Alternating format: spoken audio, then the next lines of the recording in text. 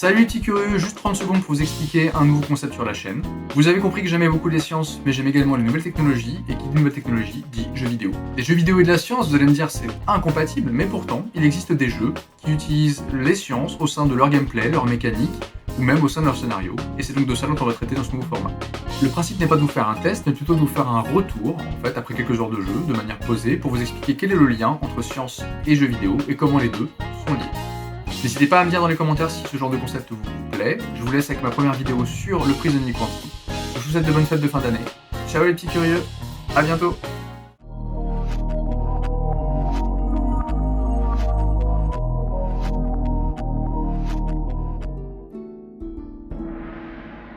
Salut à tous. Aujourd'hui, dans ce premier hors-série sur la chaîne, nous allons parler du Prisonnier quantique, un jeu de réflexion éducatif français sorti en 2019 sur PC et sur Android, entièrement conçu et développé en interne par le CEA, le Commissariat à l'énergie atomique et aux énergies alternatives. L'objectif du CEA est de proposer avec ce jeu ce qu'on appelle un serious game, un jeu sérieux donc, pour permettre aux élèves de la 4e à la terminale de tester leurs connaissances scientifiques de manière ludique dans les sciences et la technologie.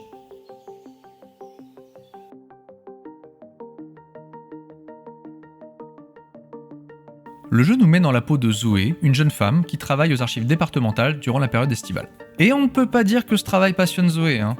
Madame Bernache, sa patronne, n'est pas des plus sympathiques et ranger des livres ou traiter des archives n'est guère palpitant pour Zoé.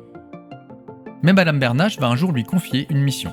Récupérer des documents dans une ferme abandonnée depuis 60 ans, appartenant à un scientifique mystérieusement disparu du nom d'Artus Kropp. Et c'est à partir de là, sans trop vous révéler l'intrigue, que de découverte en découverte, Zoé va se lancer sur les traces du savant.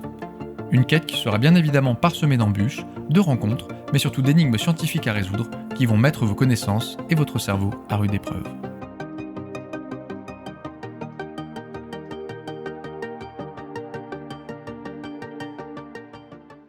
Si vous êtes amateur de jeux rétro, ou tout simplement vieux comme moi, vous aurez remarqué que le Prisonnier quantique se déroule à la manière d'un point and click en 2D, un genre de jeu d'aventure très répandu dans les années 90-2000, dont les principaux représentants tels que Day of the Tentacle, Monkey Island ou encore les Chevaliers de Baphomet partagent beaucoup de points communs avec notre jeu du jour, notamment l'humour omniprésent et qui rend l'aventure divertissante et le personnage de Zoé attachant.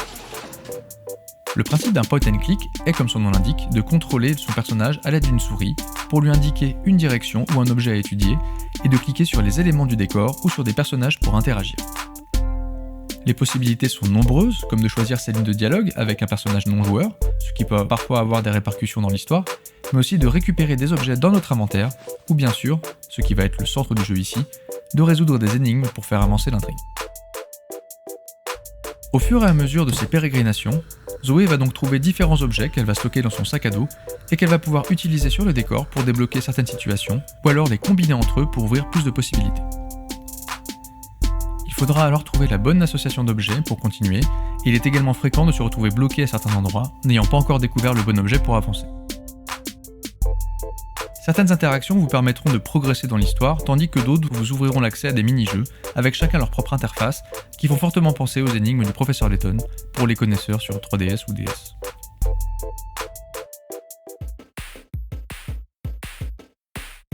Justement, on touche ici vraiment au cœur du jeu, résoudre des énigmes qui ont tout un lien avec les sciences. Le jeu en compte une trentaine répartis tout au long de l'aventure.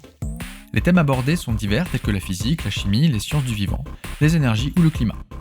Dans certaines, il vous est demandé de faire fonctionner un tracteur avec une pile à combustible, dans une autre, on vous demandera d'utiliser des bras de levier et des poulies pour soulever un ballot de paille, ou encore de percer les secrets d'une mystérieuse boîte à l'aide d'instruments de laboratoire. Ces énigmes peuvent être parfois corsées pour qui n'a pas les connaissances nécessaires, mais le jeu met à disposition un système d'aide qui permet de ne pas rester bloqué, soit en vous donnant un indice moyennant un malus de points, soit en vous expliquant que vous n'avez pas encore l'objet nécessaire et que ça ne sert à rien de rester sur telle énigme des heures durant.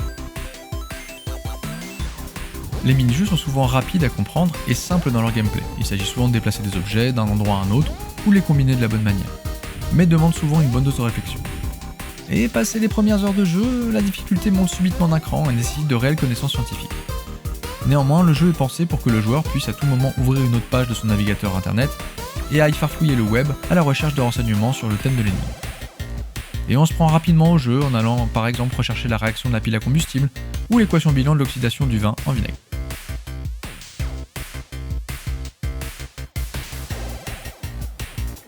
La réussite de ces énigmes est récompensée par un score, représenté par des étoiles, et qui diminue en fonction du nombre d'indices demandés. Mais la récompense peut être aussi de débloquer une petite vidéo explicative, en rapport avec le thème de l'énigme résolue. Ces vidéos font intervenir des membres du CEA qui viennent approfondir la notion abordée lors de l'énigme ou expliquer le rôle de différents lieux traversés. Petite mention spéciale à un des intervenants, Roland Lehoucq, dont je ne peux que vous recommander ses conférences sur des thèmes tels que la science-fiction ou Interstellar, disponibles sur YouTube. Je mets bien évidemment le lien dans la description. Croyez-moi, ça vaut le détour et c'est souvent drôle et passionnant, même pour les non-initiés à la science. Le jeu va d'ailleurs vous balader au CEA durant la fête de la science, afin de vous présenter les différents métiers qui le constituent et les travaux qu'on y réalise, mais aussi au CERN, le Centre Européen de Recherche Nucléaire, situé en Suisse, afin de vous en dévoiler les coulisses et les secrets.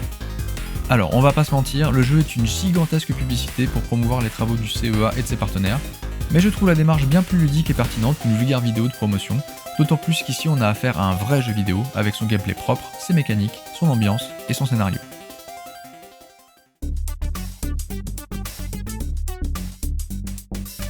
Vous l'aurez compris, Le Prisonnier Quantique est un réel hommage à l'âge d'or des jeux d'aventure, une époque révolue mais qui saura faire vibrer l'enfant des années 90 qui sommeille en vous.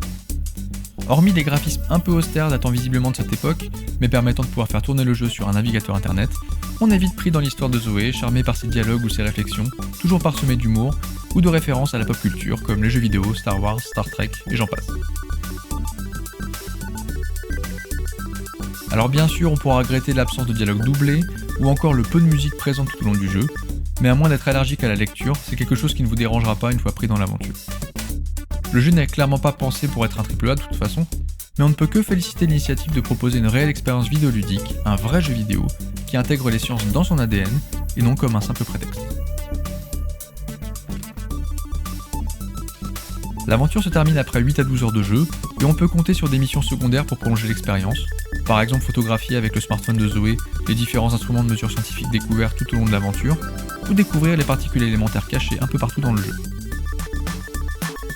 En conclusion, si le Père Noël ne vous a pas apporté votre PS5, ou si vous voulez prouver à mamie que non, les jeux vidéo ne sont pas que violence et armes à feu, je ne peux que vous recommander chaudement d'aller suivre les aventures de Zoé, sur téléphone ou sur ordinateur, d'autant plus que le jeu est 100% gratuit.